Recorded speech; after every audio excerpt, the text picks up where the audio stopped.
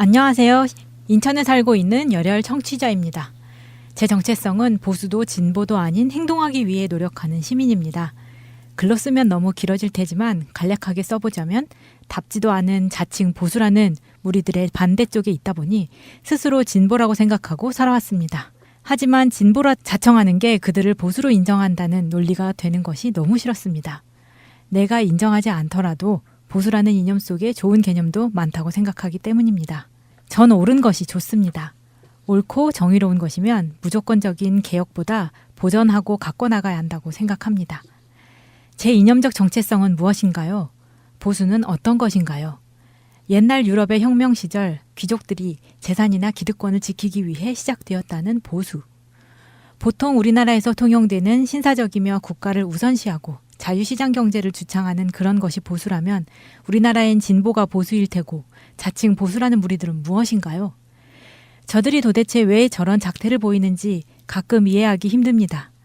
기득권을 지키기 위해 친일 행적이나 어느 유착 등을 숨기고 물타기 하기 위한 것 같기는 한데 말도 안 되는 논리와 사례, 비교도 안 되는 사례들로 물타기하는 방송 패널들과 정치인들을 보면 가끔은 어떤 약물 같은 걸로 뇌를 사로잡혀 창란 속에 살고 있는 건 아닐까 생각합니다. 저는 80년생이고 초등학교 시절 5.18을 아버지가 가져오셨던 비디오 테이프로 배웠습니다. 알고 계시지겠지만 적나라 하며 잔인한 폭압 장면도 편집 없는 그런 테이프였죠. 그런데 그냥 그때뿐 미안함, 연민, 두려움 정도만 느낀 채 성인이 되고 평범하게 살고 있었습니다. 인터넷 방송 초창기 때 사회초년생이던 저는 퇴근하면 새벽까지 FPS 게임을 즐겼습니다. 어느 날 제가 하던 게임을 개인 방송하던 채널을 보기 위해 방송 사이트에 접속했는데 다른 실시간 방송 제목에 집회 현장 강제 진압 시작 이런 식의 방이 보였습니다. 무심코 들어갔는데 귀청이 찢어질 듯한 여대생으로 보이는 여성분의 비명소리가 가슴을 후벼 팠습니다. FPS 사운드 플레이를 위해 헤드셋을 착용하고 볼륨을 거의 최대로 해놨기에 더 그랬는지 모르겠지만 그때 그 일이 저에겐 트라우마로 남아있는 것 같습니다. 요즘도 어디선가 비명소리 비슷한 것만 들으면 심장이 아플 정도로 온몸이 떨려옵니다. 여학생의 비명, 뒤로 보이는 군홧발, 전경버스 아래로 숨어 들어가는 여학생, 여기저기 뒤엉킨 시위대, 연출되었거나 과거 독재 시절 영상인 줄 알았습니다.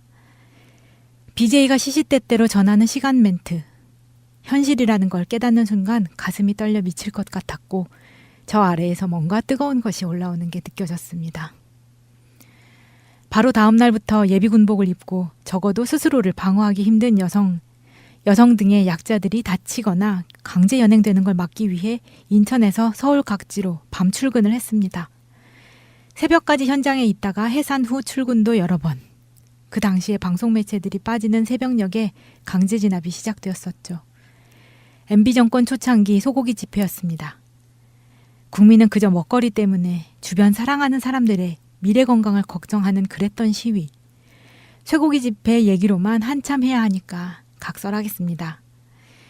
그것이 시작이었고 그 후 어느 날엔 뉴라이트 실체를 까발리는 찌라시를 의경들을 피해 지하철 화장실 등에 뿌리고 있었고 미건스 카페에 가입하고 각종 팟캐스트를 주변에 소개하고 다니던 거래처나 식당, 친척이나 친구 집에 뉴스 채널과 신문 잡지들을 바꾸도록 부딪히고 설득하고 이해시키며 김대중 선생님께서 세상에 각인하고 가신 행동하는 양심을 실천하기 위해 열심히 살아가고 있고 살아갈 것이며 살아가도록 아이들에게 교육하는 시민입니다. 그저 간단히 소개하려고 했는데 많이 길어졌습니다. 써놓고 나니 왠지 후련한 기분은 왜인지요. 왜 웃음이 나는지 후회 없이 살아왔고 최근을 보자면 역시나 내 양심이 틀리지 않았다는 긍지? 그런 게 느껴지네요. 문재인 대통령님 너무 고맙고 사랑합니다. 노무현 대통령님 너무 보고 싶습니다. 사진의 제 아들은 대현이라고 합니다. 김대중 선생님의 대, 노무현 대통령님의 현, 똑같은 한자로 지었습니다. 그분들의 본을 조금이라도 받길 바라는 마음에 대현이는 태명이 행심이었습니다. 행동하는 양심. 둘째 태명은 동심이었습니다. 역시나 행동하는 양심. 저희 가운도 행동하는 양심입니다.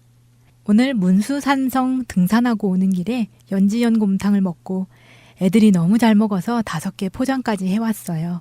고기는 촉촉하고 부드럽습니다. 국물은 가마솥에 오랜 시간 끓여서 그런지 조미료 없이도 최고의 감미로운 맛이 느껴졌습니다.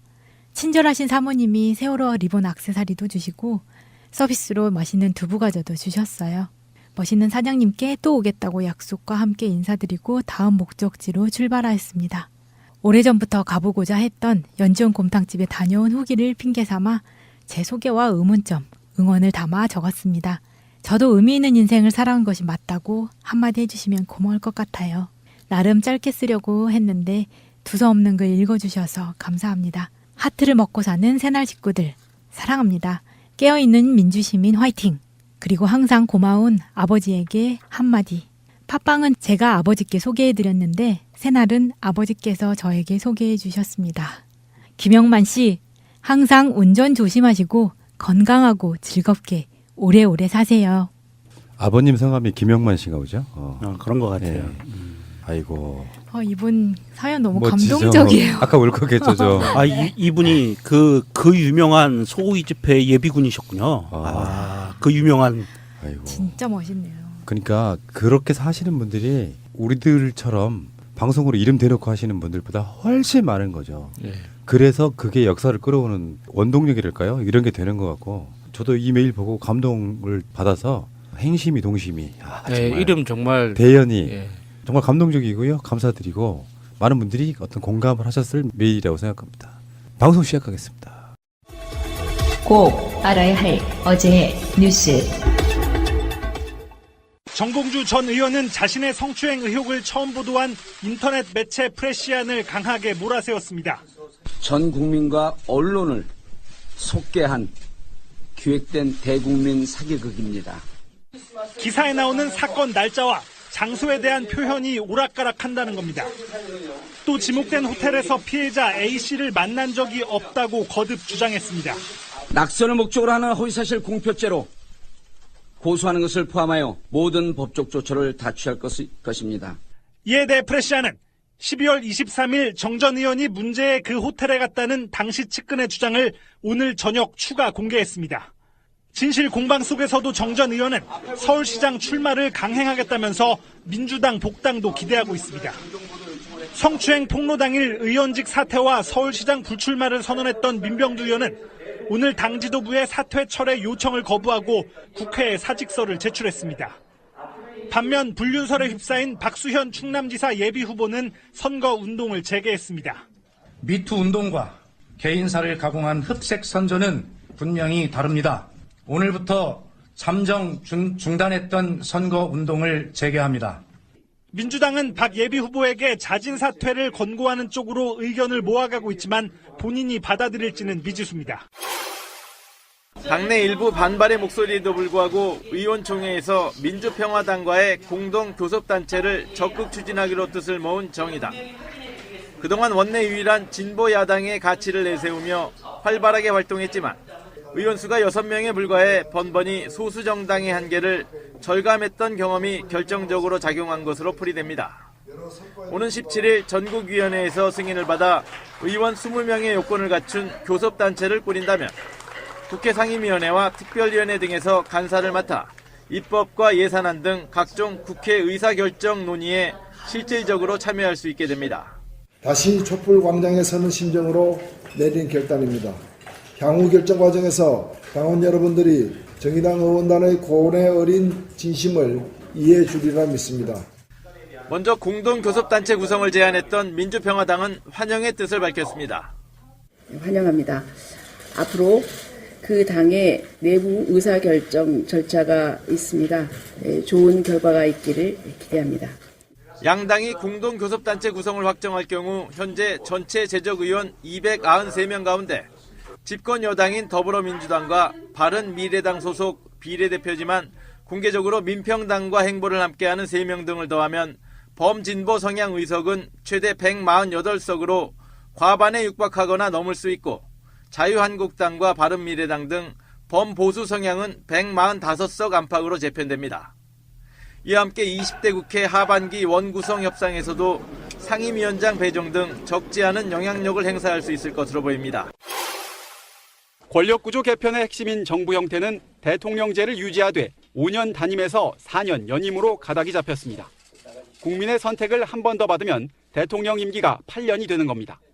중임제는 연속이든 몇 번의 임기를 건너뛰든 대통령직을 2번 할 수 있지만 연임제는 바로 이은 재선에 실패하면 다시 출마하지 못합니다.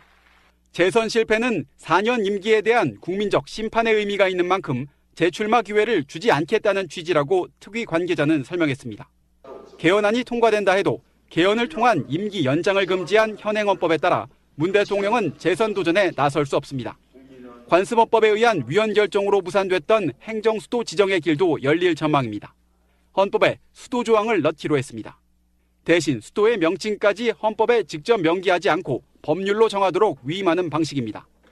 헌법 전문도 바뀝니다. 1979년 부마항쟁과 이듬해 5.18 광주민주화운동 그리고 87년 6월항쟁까지 전문에 담길 가능성이 큰데 다만 촛불혁명은 최근 일로 역사적 평가가 필요하다는 점을 고려해 빼기로 했습니다. 또 기본권 조항 일부는 주체를 국민에서 사람으로 확대 적용할 방침입니다. 문재인 대통령은 내일 특위의 개헌안을 보고받은 뒤 오는 20일까지 국회 발의 여부를 결정할 방침입니다. 방송 중간에 좋아요를 눌러주시면 새날팀들에게 큰 힘이 됩니다. 미리 감사합니다. 트위터가 진짜 언론입니다. 자, 우리 현진 씨. 성이 무슨 현진일까요? 내 사촌 동생도 이름이 현진인데. 째라베. 배현진이 이제 뭐 일템이 그런 거지. 자기 자신의 당위성을 위해서 내가 MBC에서 이쪽에 탄압받았다 이거 아니야. 캐수로 8년 동안이나 메인 뉴스에 앵커를 하던 이분께서 나는 조명창고에서 부당 대우 받았다. 이게 이제 잘못된 프레임인데 그 말을 믿고 싶은 사람들은 믿겠지만 사실 이명박근혜 기간 동안 언론 탄압에 있어서 가장 많이 봐왔던 게 그런 것들이잖아요. 아이스링크 관리자 이런 식으로. 근데 배현진이 그런 식으로 해서 자기가 MBC를 나와서 자유한국당 들어간 것을 그러니까 면피해 보려고 명분으로 만들었지만 그건 바로 진짜 1초 만에 바로 거기에 대한 반론이 나온 거죠. 이게 탄압을 받아본 사람은 어떻게 한국당 같은 곳에 갈 수 있다는 것 자체가 말이 안 되는 거죠. 탄압을 받아봤다면 그 탄압을 한 주체가 있을 테고 자기가 탄압의 피해자라면 그 피해자를 구제해 줄 수 있는 피해자를 보듬어 줄 수 있는 곳을 찾아야지 왜 다시 그 가해자의 역할이 드글드글한 다시 피해자가 될 수밖에 없는 곳으로 제 발로 기어 들어가는 게 참 이 사람도 똑똑한지 못하구나 그런 생각이 들더라고요. 이게 지금 정권이 바뀌기 전에 MBC에서 우리가 알던 PD들이 다 이렇게 탄압받고 네. 뭐 브런치 만들고 막 이랬던 것에 대해서 비난을 받은 적이 있기 때문에 자기도 정권이 바뀌니까 나도 똑같이 당했다. 그걸 이야기하고 싶었던 거잖아요. 야, 그러면은 좀 오래 좀 버티든지 몇 달 정도 좀 버티고 나서 나 도저히 못 참겠다 하고 나오든지 이게 얼마나 됐다고. 배현진 씨는 MBC 소속의 노트북 먼저 반납하시기 바랍니다.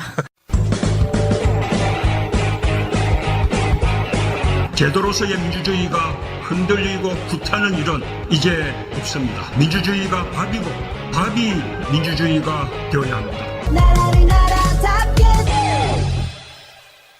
이렇게 보시면 될 것 같아요. 직책과 현재의 임무의 사이 뭐 이런 거 또는 계급과 임무의 사이 이런 건데 간단히 말하면은 보도국이라고 하는 어떤 공간이 있어요. 근데 어떤 사람은 아나운서 역할을 하고 어떤 사람은 방송 만드는 PD 역할도 하고 어떤 사람은 기자 역할을 할 거 아니에요. 뉴스가 나가는데 오랜 시간 동안 앵커만 하던 사람은 사실은 거기에 거의 여왕처럼 굴었잖아요. 선배가 이야기해도 뭐 쓰던 말을 내가 쓰던 말도 당신이 뭔 상관이야. 이런 정도의 권력을 부리던 자가 흔히 말해서 보직. 지금 당장 해야 될 일이 없는 상태에서 보직을 내지 않고 당분간 이 사람을 어디로 보낼지 유예하는 기간이 있습니다. 그 사람들이 모이는 사무실, 조명창고도 사실 아니고 그 사무실 내에서 이제 출근을 하되 월급은 주고 그 월급을 받는 상태에서 특별히 할 일이 없으니 이걸 어디 지방으로 발령 낼 것인지 어디로 낼 것인지 자회사는 많으니까 그런 것들이 결정이 안 난 상태에서 자기는 조명창고에서 사무실에 앉아있는 탄압을 받다 이렇게 하는 거예요. 면벽 수용했다 뭐 이런 식이었죠. 정확한 사무실 명칭은 보도본부 사무실이 맞고요. 복도에 조명기기가 약간 적체돼 있었다고. 네, 그럴 뿐이죠. 사실 그 사무실이 MBC에서는 프로젝트 사무실 같이 쓰였던 사무실이에요. 그래서 어떤 돌발적인 프로젝트가 벌어졌을 때 이번 동계올림픽 이런 식으로 그 프로젝트 팀을 그쪽 사무실에 배치하기도 하고 했었던 전력이 있었던 사무실이고요. 실제 조명 사무실은 녹화하는 방송하는 그 공연장이 있잖아요. 그 옆에 조그맣게 붙어 있는 곳이 조명 창고래요. 그래서 지금 팩트가 어긋났고요. 한학수 PD가 그렇게도 얘기했고 박건식이라는 분도 지금 MBC에 근무했었던 분이 이분이 얘기하는 것도 보면 조명 창고에 대해서 굉장히 장문의 글을 썼어요. 오도하지 마라. 그러니까. 네.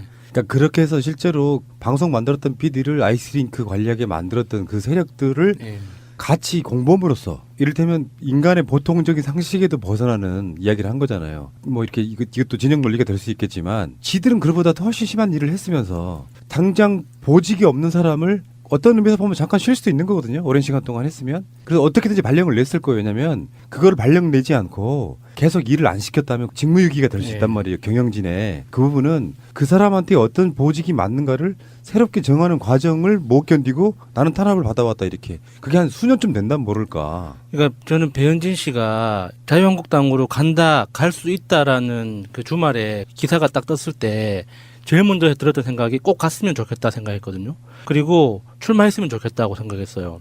이게 배현진 씨는 지금 현실을 모르고 진짜 이게 고등학교 막 졸업한 어린아이처럼 굴고 있는 거거든요. 고등학생 못 오라고 그래요. 아니 이게 정말 고등학생들은 교과서나 책을 통해서 세상이 이렇게 생겼다는 건 알고는 있지만 경험을 안 해봤잖아요. 그래서 그 이후에 이제 성인이라는 이름으로 여러 가지를 경험하면서 비교를 한단 말이에요. 현실 세계가 이렇구나. 근데 배현진 씨는 그 사회생활을 시작한 것 자체가 아나운서로 시작했단 말이죠. 그러니까 데스크에 앉아서 정제되어 있는 그런 소식들만 읊조린 것뿐이지 현실 세계하고 부딪힌 적이 없어요. 그러니까 정치에 대해서도 자기는 딱 원고로 정리되어 있는 정치적 이슈를 다루긴 했지만 현실 정치를 직접 몸으로 부딪힌 적이 없단 말이죠. 그래서 자기는 잠깐만요. 그런 적이 왜 없어요? 방송 국내 정치는 최고로 해요. 그런 정치만 해도 가능하겠다라는 자기 머릿속에 그 시뮬레이션만 가지고 가능하겠구나 싶어서 자유한국당을 선택했단 말이죠. 그렇지. 그런데 자유한국당 안에서 어떤 꼴을 당하는지 이제 겪어볼 겁니다. 실제로. 포스트 유여해. 이게 실제로 이 배현진이 어디 출마를 하더라도 당선 가능성은 크지 않아요. 득표를 해봤자 2순위 정도 될 겁니다.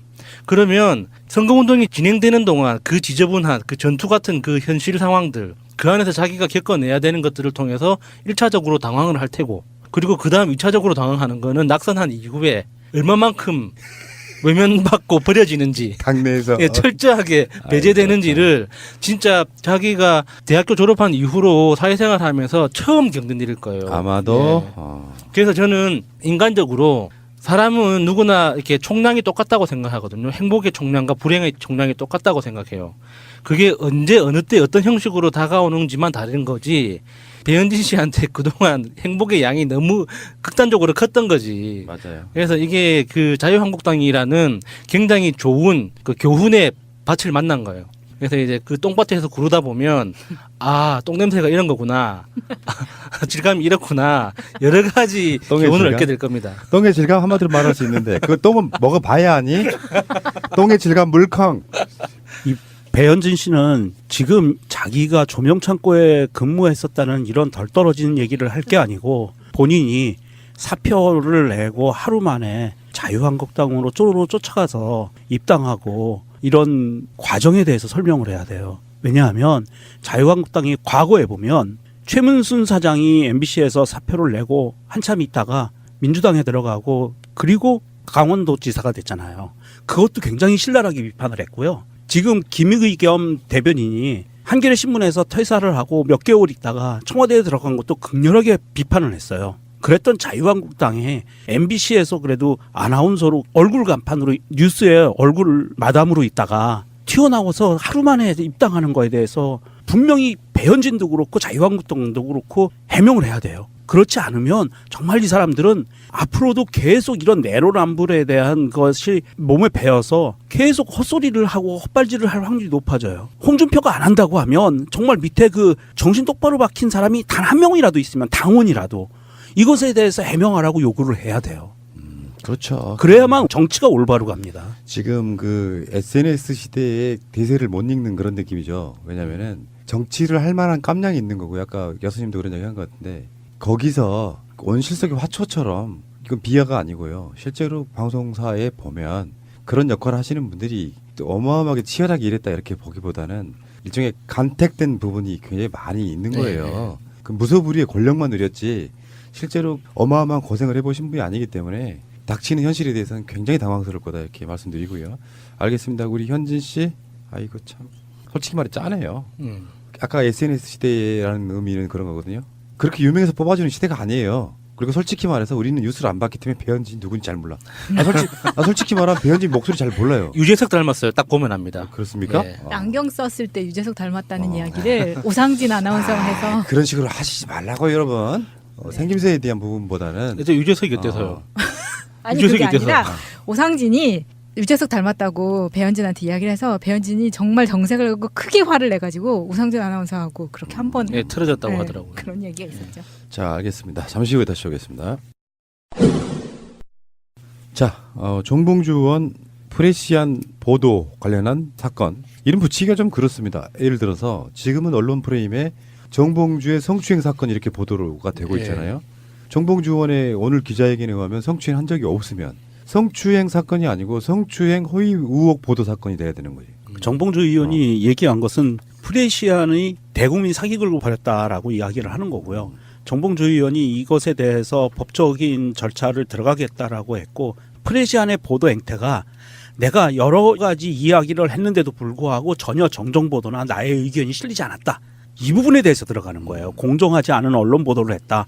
이거는 어느 한쪽으로 너무 치우쳤다라는 부분에 대해서 법적 절차를 들어가겠다는 겁니다. 기자회견 전체를 봤거든요. 이야기 핵심은 일단 프레시안 보도는 오염됐다라고 생각합니다. 사건의 사실 여부를 떠나가지고 언론이 예를 들어 안희정 충남도지사의 엄청난 사건이 터지고 났을 때 거기에 분위기상 편승하려는 느낌이 전 보였어요. 뭐냐면은 어떤 특종 욕심 이런 것들이 공개한 카톡도 보면 그런 거예요. 성추행한 건 맞죠? 당황하는 상대방한테 거의 시간을 주지 않고 그러니까 황당한 정봉주 의원이 그 부분에 대해서 일고의 가치도 없다는 식으로 이렇게 일축을 하니까 그럼 보도하겠습니다. 그게 바로 서울시장 출마 달인데 보도가 오염됐다는 말은 뭐냐면 일보가 나왔을 때 거기에는 온갖 수많은 팩트체크가 있어야 돼요. 시간이 바뀐다거나 장소가 바뀐다거나 이게 바뀌잖아요. 이러는 순간에 사실은 그 보도 자체가 어쩌면 숭고할 수도 있는 미투 운동을 오염시켜버린 보도가 돼버리는 거거든요. 근데 성추행 당했다고 하는 어떤 당사자분이 말한 날짜와 시간이 수사로 말하면 알리바이가 지금 있는 상태가 돼버리는 정봉주 의원 입장에서는 나 거기 간 적 없다 그 시간에 물리적으로 갈 수가 없다라는 것을 증빙하는 상황이 돼버리면 사건을 보는 사람들 입장에서 이건 뭐지가 되는 거거든요.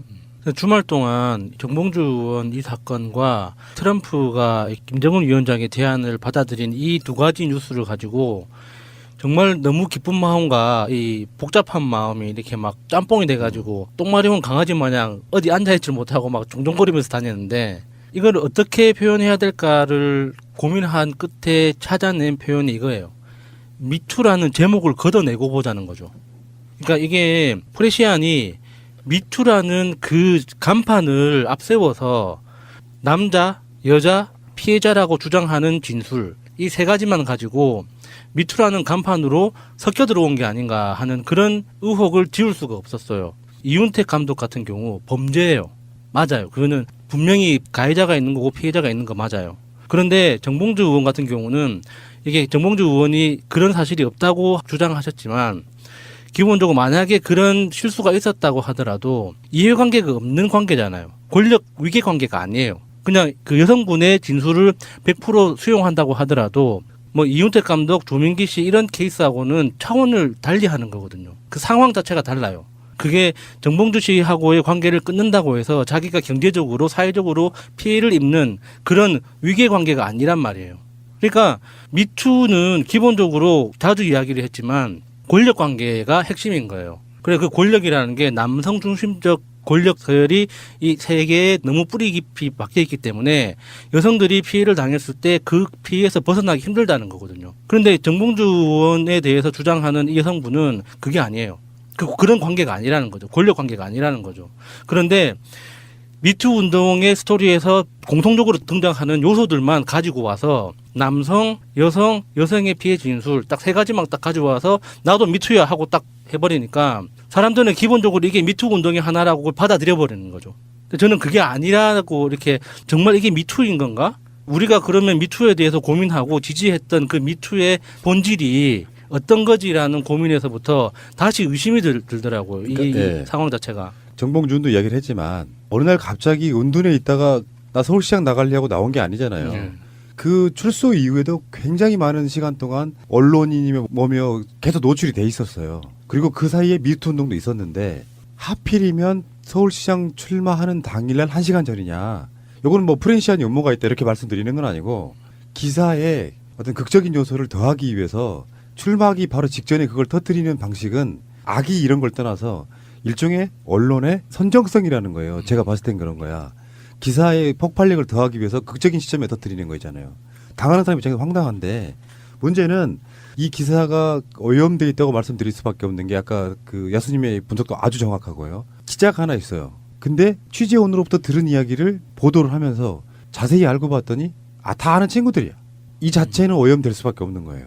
그러니까 예를 들면 뭐 그냥 저도 소설 하나 써보자면 나 정봉주한테 나도 그런 일 당한 적이 있는데 라는 이야기를 자기들끼리 어떤 모임 같은 데서 해오는 상황에서 미투 운동이 나니까 우리도 한번 터뜨려봐. 너 기자잖아. 뭐 이런 식의 어떤 그런 식으로 뭔가 말초적인 한 숟가락 얹었을 가능성이 높아 보이는 사건. 그러니까 기자와 피해자라고 하는 분이 같은 학교 출신의 친구고 정봉주 의원의 이야기에 의하면 친구예요.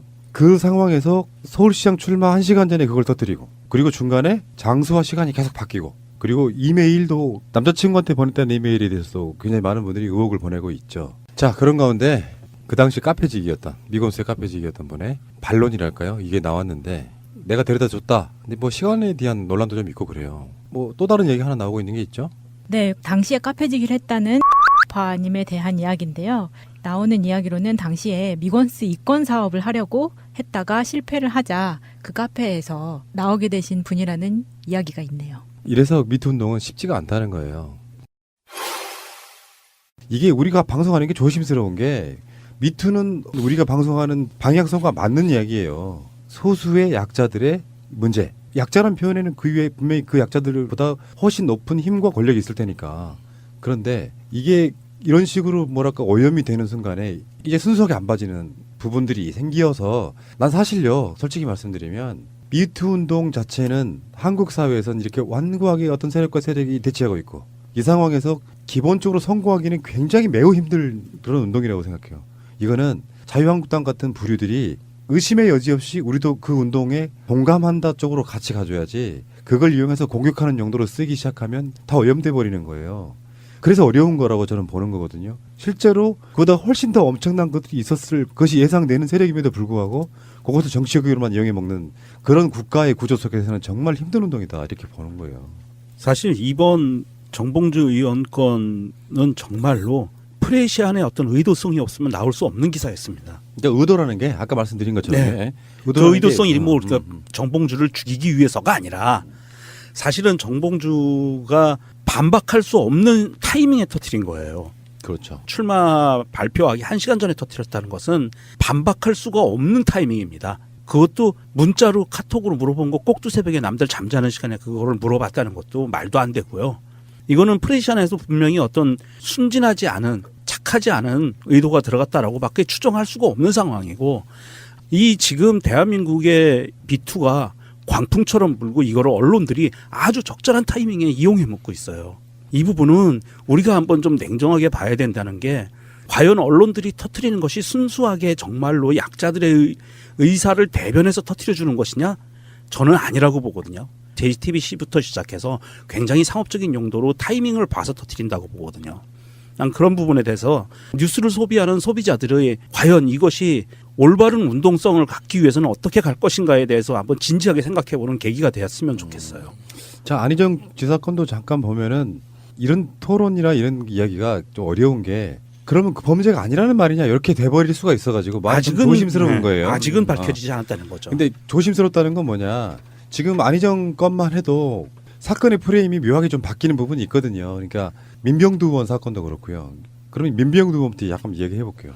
나는 그러한 사실에 대한 기억도 없고 그런 직을 한 적은 없지만 민병두 의원 입장에서는 그런 것에 연루된 것 자체에 대한 정치 생명을 원래부터 걸기로 약속을 했기 때문에 그 약속을 지키겠다 이런 거 약간 결벽증 같은 거예요. 좀 경우가 좀 많이 다른 거지. 민병두 의원은 그 당시에 현역 국회의원도 아니었고 낙선한 굉장히 오래전의 상황을 또 기억해내는 부분이 있고 그거 있고 안희정으로 돌아오면 안희정은 이게 참 미투를 이제 훼손시키냐 마느냐 논란의 중심이 되는 건데 미투 운동은 사회개혁 운동이다라는 전제를 갖고 이야기해야 돼요. 근데 당하는 쪽 입장에서는 저번에 우리가 방송으로 이야기했지 않습니까? 법률적인 판단을 받고 싶어 한다는 거지. 그 다툼의 여지가 있다는 거예요. 우리가 영장 청구에서 보면. 그래서 이게 순수하게 미투 운동으로 권력에 철저히 짓밟힌 사람이냐 아니면 상호 간에 법률이 접근할 수 없는 상태 사인 간의 관계라고 하면 이런 거 있잖아요. 간통죄가 없었어. 시대가 간통죄가 없었다. 사인 간에 남녀 간에 서로 간에 사랑을 나누는 행위는 법이 개입할 문제가 아니라고 해서 없어진 거예요. 근데 안희정 지사 쪽 입장은 다를 수 있는 거죠. 우리가 안희정은 죽일 놈이라고 할 수는 있고 딱히 그렇게 틀린 말도 아닌 것 같아요. 현재까지는 그렇지만 안희정의 입장을 보면 우리는 어쩌면 사랑하는 사이였다가 될 수도 있단 말이에요. 그러니까 이 다툼의 여지가 이제 생기기 시작하는 부분에 미투 운동이 전환점이 생기고 있는 거라고 봅니다.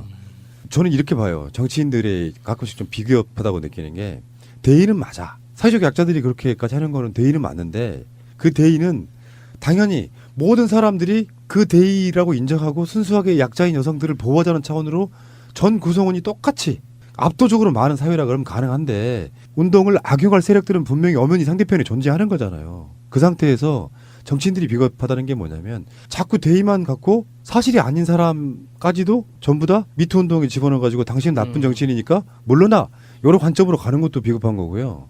하나 더는 제일 짜증나는 게 이런 거예요. 정치인들이 약간 오독 또는 난독이 있나? 이런 사건이 났을 때 사건의 성격상 누군가의 기획으로 만들어질 수 없다라고 말하는 게 난 더 웃겨요. 왜 그러냐면 지금 현재 JTBC나 이런 보도들이 또는 심지어 전 프레시안까지 기획됐다고 보지는 않아요. 문제는 사회적 흐름이 있어서 그 사건이 터졌을 때 그것을 악용하는 세력이 있다는 게 김어준 생각이고 우리 생각이에요. 근데 이걸 예초부터 누군가 기획해서 어떤 세력을 죽이려고 들어온다고 말하는 사람은 없어. 그런데 그 단어를 갖고 기획할 수 없는 사건들이라고 공공재인 라디오 방송에 나서 의원이 그랬어요. 이런 사항들은 기획할 수 없는 거다라고 얘기를 했어요. 피해자가 있기 때문에. 그러면 민병두건 누구건 다 나쁜 사람이라고 인정하라는 얘기예요. 그건 정말 잘못됐고 이 사안이 정말로 법적인 테두리로 가서 밝혀져야 될 것 같다라고 얘기하면서 자 법적인 테두리로 가면은요 피해자와 가해자가 판별이 되는 거거든요. 그러면 피해자가라고 주장한 사람이 거짓이었으면 이 사람도 처벌받아야 되는데 의원은 가해자라고 판단이 됐으면 이 사람은 반드시 처벌받아야 돼라고만 얘기를 해요. 너무 이 사람도 오버를 하고 있어요. 그리고 개인적인 경험이지만 아니라는 것은 그러니까 내가 하지 않은 행위는 증거가 안 남아요. 너무 당연한 말이죠. 그렇지. 그런데 이거를 증명하라고 요구하는 거예요. 그러니까 민병두 의원 케이스도 그렇고 정봉주 의원 케이스도 그렇고 그렇죠. 네가 그러면 아니라면 아니라는 걸 증명해라는 거거든요. 근데 내가 한 행위는 예를 들어서 똥을 싸면 똥 닦은 휴지가 남아요. 그렇죠. 우리가 어떤 행위를 하면은 행위는 흔적이 남단 말이에요. 그걸 우리 증거라고 부르는 거예요. 그런데 하지 않은 행위에 대해서 어떻게 증명을 하냐고. 그러니까 지금 정봉주 의원 같은 경우는 저는 억울할 거라고 생각하는데 왜 바로 반박하지 않았냐 그러거든요. 7년, 8년 전에 일어났던 일을 야, 7년 전에 12월 23일 날 어디 있었어 물어보면 대답할 수 있는 사람은 없어요. 지구상에 그런 인간은 존재하지 않아요. 그러면 그게 법적으로 중요한 일이면 찾아봐야 되거든요. 기록을 뒤져봐야 돼요. 그래서 내가 그날 뭐 했는지 누구와 있었는지 이런 것들을 확인해야 된단 말이에요. 근데 그 시간 동안도 의심하는 거야. 그러면 피해자가 고발을 했기 때문에 의심의 눈으로 바라보는 거는 합당한 거예요. 일단 고발한 사람이 있으니까. 그러면 그 사람이 반박을 했단 말이죠. 그럼 아니라 그래. 그러면 아니라는 거에 대한 그 전체적인 맥락이 합당한지를 봐줘야지. 당연히 네가 가해자로 지목받았으니까 아니라고 하겠지라고 하면 모든 고발 행위는 그 유죄가 되는 거거든요. 고발 그 즉시 유죄가 되는 거예요. 맞아요. 근데 지금 그런 방식으로 가고 있단 말이에요. 언론이 그렇게 몰아놓고 있어요. 우리는 정봉주를 지지하든 안 하든 민병두 의원을 지지하든 안 하든 그 대표적으로 프레시안 조합원들이 그 프레시안 조합 측에다가 굉장히 항의를 하고 있다고 하잖아요. 정상적인 사람들은 다 그냥 합리적으로 보고 있어요. 아, 저 여자 이야기 저건 좀 너무 과하다. 피해자한테는 야 저런 일을 당한 저 가해자는 진짜 씨를 말려 죽여야 돼라고 우리는 본능적으로 그 사람의 이야기를 듣고 판단을 한단 말이죠.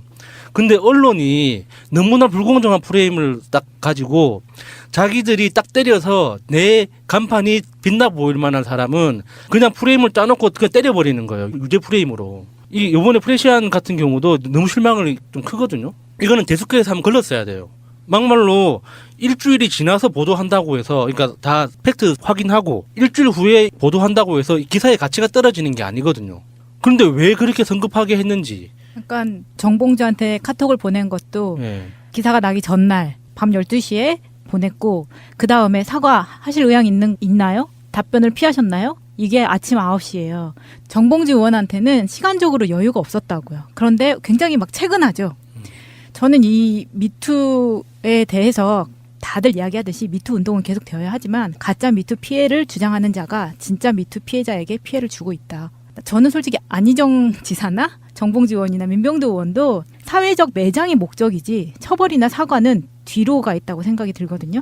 그렇기 때문에 공격 용도로 어렵게 일궈낸 성평등 이 운동을 더 이상 발전하지 못하게 하는 게 스스로 만들고 있지 않나. 그러니까 한국만 그런 게 아니고요. 전 세계적인 미투 운동도 이런 식의 계속 노이즈가 끼어드는 부분이 있어서 진짜냐 가짜냐를 우리 같은 사람이 어떻게 구분하냐고요. 그러면 그 구분에 있어서는 언론이 역할을 해줘야 되는데 그래서 제가 왜 그 안희정 지사 사건 처음 나왔을 때 황색 저널리즘이라고 한 이유가 있어요. 이 보도로 진실이건 사실이건 아니건 간에 가해자로 지목된 사람은 정치 생명 끝나는 상황이에요. 보통 정봉주 의원을 지지하는 사람도 이렇게 말하잖아요. 그 스타일상 그랬을 거야. 근데 그게 뭐가 죄냐? 이런 식으로 몰아가잖아. 하지 않은 사실을 했다고 사람들이 인정하게 만드는 효과가 있는데 아까도 다 말씀하셨지만 안희정 지사 사건 같은 경우도 반론권 차원에서 충분히 들어보고 같이 보도를 해주고 근데 이미 사회적 분위기는 가해자로 몰아서 완전히 무르익은 상태에서 나중에 반론해봐야 그 사람은 그냥 범죄자 되는 부분이 있거든요. 결국은 언론의 문제예요. 언론들이 아까도 그런 비슷한 얘기를 했지만 어떤 시기적절한 시점에 쉽게 표현하면 언론의 관심병 같은 거죠. 그 상품성이라고 보는 거죠. 큰 건 하나 물었어요. 큰 건 하나 물어서 결론적으로 말해서 미투 운동을 지지하는 의도에서 보도를 하려고 했을지 모르나 그 잘못된 행위가 사실은 그 언론사 때문에 미투 운동이 더 쪼그라들 수도 있다는 결과물은 그렇게 돼버리잖아요. 이렇게 되는 문제가 있기 때문에 언론사들이 정말 신중해야 된다 이렇게 말씀드리고 싶고. 자, 알겠습니다. 잠시 후에 다시 오겠습니다. 여론조사 결과 한번 보겠습니다. 그런 거 있잖아요. 좋은 뉴스 먼저 들을래, 나쁜 뉴스 먼저 들을래 하는 것처럼 거의 동시다발적으로 지금 북핵 문제와 미투가 엄청난 게 터졌잖아요. 그러면 이게 현실적으로 뭐 지금 미투를 뭐 정파적 이익에서 여론조사로 볼 것이냐? 저는 이제는 봐야 된다고 생각해요. 그게 무슨 말이냐? 이게 앞에 현실적으로 가장 센 사람은 저한테 이런 얘기 하는 사람이 있어요. 이렇게 해서 민주당 등의 진보가 쪽박 깨져야 진짜 역사가 발전한데 과연 그럴까요?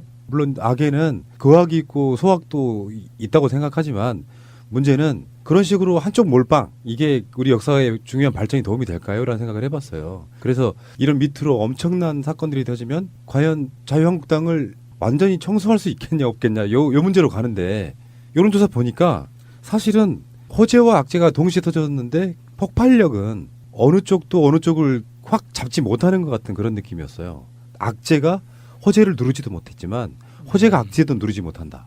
여론조사는 뭐 굳이 말씀을 안 드릴게요. 왜냐하면 여러분들이 보시는 거랑 아주 대동소이하기 때문에 옳은 여론조사도 있고 내린 여론조사도 있지만 다 거기서 거기. 그러니까 확 폭락하지 않더라. 왜 그랬을까 한번 생각해봤거든요. 저는 좀 아쉬웠어요. 이게 지금 남북관계 문제와 트럼프 대통령이 김정은 위원장을 만나겠다고 언급한 이 뉴스는 사실 우리나라 역사적인 맥락에서 보면 이것만큼 크고 중요한 뉴스가 이전에 있었던가 싶을 정도로 그러니까 문재인 대통령 당선, 박근혜 탄핵, 이명박 출두 뭐 이 정도 그걸 합친 것보다 훨씬 더 큰 뉴스라고 생각하거든요.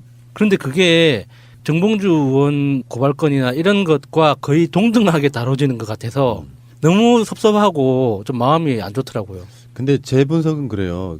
미투 입장에서 보면 굉장히 다행스러운 여론조사예요. 무슨 말이냐면 한쪽 진영을 무너뜨림으로써 이득을 보게 할 대상들 예로 들자면 자유한국당 그쪽 세력을 대체할 만한 세력이 아니라는 반증이기도 해서 미투 운동이 뭔가 조금 진영 논리에서 많이 벗어날 수 있는 일종의 모멘텀은 있는 거예요. 이쪽 인사들이 아무리 많이 까인다고 해도 이쪽 지지율이 떨어진다기보다 저쪽에 올라간다기보다 미투 운동은 미투 자체로 보고 있더라 이렇게 볼 수 있는 것이고 두 번째는 이런 부분도 있어요. 저쪽이 대안이 되지 못하기 때문일 수도 있어요. 지금 정권을 잡은 세력이 있는데 그 세력이 몇 개, 5개티라고 보는 게 맞거든요. 왜냐하면 그게 사실이라고 할지라도 많은 것들이 터지면 저쪽 사람은 다 그래 인식을 심을 수 있겠지만 숫자나 빈도로 보면 그 수많은 사람 중에 일부일 뿐이에요. 세력이란 게 그렇다고. 네. 그래도 유력한 대선 주자였던 사람이 이런 식으로 사건을 터졌으니까 저쪽이 지지율이 확 떨어지겠지? 저쪽의 기대란 말이에요 이게. 근데 막상 지지를 철회해도 갈 곳이 없는 거예요. 그런 부분도 있고 또 정상회담이라고 하는 엄청난 호재가 그걸 좀 막아주는 측면도 있을 거고 그런 관점 하나 더는 이거는 굉장히 좀 정치적으로는 분석이 잘 안 되는 부분인데 정말 중요한 부분이 하나 있어요. 박근혜 때로 한번 돌아가 봅시다. 세월호 사건으로 어마어마한 국민들이 죽었단 말이에요.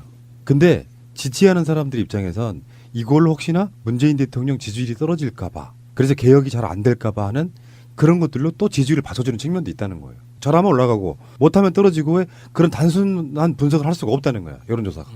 그런데 저는 좀 안타까운 게 이게 언론 지형이라는 거죠. 우리가 그 10여 년 동안 떠들어 왔는데도 불구하고 현재 안희정, 정봉주, 민병두 건이 대한민국 뉴스 시간이면 거의 절반 이상을 차지해요. 그렇다고 봤을 때는 아까 야수님이 얘기한 것처럼 사실은 범지구적인 차원에서 북핵 문제는 이거는 경천동지할 만한 굉장히 커다란 뉴스 밸류가 있는 것인데도 불구하고 그것과 이것이 대치되면서 같은 뉴스의 가치를 갖고 있다는 얘기죠. 언론사들에서 봤을 때는 같은 뉴스 가치를 봤다고 하고 비슷한 양이거나 오히려 더 많은 양의 뉴스가 쏟아져 나온다고 봤을 때 이 뉴스를 소비하는 소비자 입장에서는 이것이 같이 들어오거든요.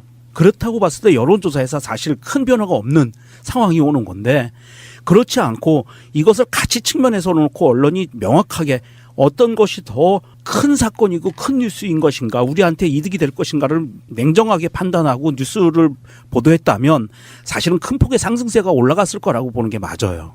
저는 물론 미투 운동이 뭐 가치가 없다라는 얘기는 아닙니다. 하지만 북핵 문제가 해결이 되고 남북 평화, 영구 평화 체제가 온다는 것에 대한 뉴스 가치는 우주 전쟁이 벌어졌다는 뉴스가 벌어지는 것 외에는 가장 큰 뉴스 가치라고 봐요. 그렇다고 봤을 때 이건 언론에서 정말 약간의 헛발질의 그 경향이 너무 센 것 같아요. 그러니까 결국에는 언론 자체는 상업성에 기반한 자기 이득이라고 보면 맞아요. 그게 더 앞설 수밖에 없는 현실적인 부분이 있고 그것을 집단 지성의 힘으로 뉴스 밸류를 우리가 이제 결정할 수밖에 없는 그런 시대도 됐고요. 본방 사수 잘 안 하잖아요. 요즘에는 필요한 뉴스만 골라보는 시대가 좀 되기도 했고 그런 관점에서 미투도 계속 돼야 되지만 개혁 작업도 계속 돼야 된다. 이 명제. 그리고 남북 통일을 추구해야 된다. 이 명제. 같이 갈 수 있는 나름대로 저는 길이 어느 정도 있다고 봐요. 이 여론조사를 보면. 그래서 저는 어쨌거나 이 남북 관계가 이렇게 해빙 무드가 되면서 너무 흥분하고 있는 것 같아요. 주말 내내 자전거 정비를 다시 하고 다 분해해서 부품 세척하고 다 정비를 하면서 이걸로 북한까지 갈 수 있을까? 아, 돈을 모아서 새 거를 하나 사야겠구나. 네. 이런 판단도 하면서. 야수님 혹시나 이제 주말에 다음 주말에 네. 자전거를 타려고 했는데 브레이크가 안 들었을 경우엔 저를 의심하십시오. 여러분 이거 다 거짓말하는 걸 아시죠?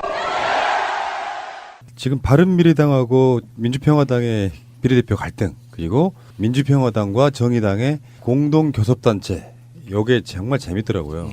일단 민주평화당으로 오지 못하는 바른미래당의 비례 3인방 이 사람들이 지금 주요 당직을 맡아서 활동한 게 문제가 됐어요. 대변인을 하고 있는 거야. 바른미래당에 소속된 장정수 의원이 민주평화당 대변인을 해요. 국회에서. 그러니까 민주평화당 그 백드롭을 등지고 대변인이라고 나와서 이야기하는데 자막에는 바른미래당 주는 거야. 이상돈 의원 같은 경우는 이제 국민정책연구원 싱크탱크 거기 원장한다고 그러고 나머지 한 분 그분도 이제 선거 관련한 주요 직책을 맡는다고 그러는데 문제는요. 바른미래당이에요. 이 사람들이 비례대표긴 하지만 정치적으로 국회의원이잖아요. 근데 당원권 정지 2년 징계를 시켜놔서 바른미래당 내에서는 활동을 할 수가 없어요. 그러니까 저쪽 일을 할 사람들이니까 내보내주지도 않고 이쪽에서 일도 못하게. 근데 그럼 정치적으로 활동을 안 하면 죽는 거거든. 네. 그래놓고 표현은 의원직은 탐나고 자진 탈당은 무섭냐? 이렇게 지금 공격을 하고 있는 거예요. 하태경 의원이 라디오 인터뷰에서 그랬죠. 행동은 저렇게 해도 마음속은 우리 편이라고. 그건 이제 정신승리라고 하지. 진짜 웃긴 거야. 그거 보고 있으면은 안철수라든지 유승민의 이중성 보는 거거든요. 안철수가 결심하면 돼요.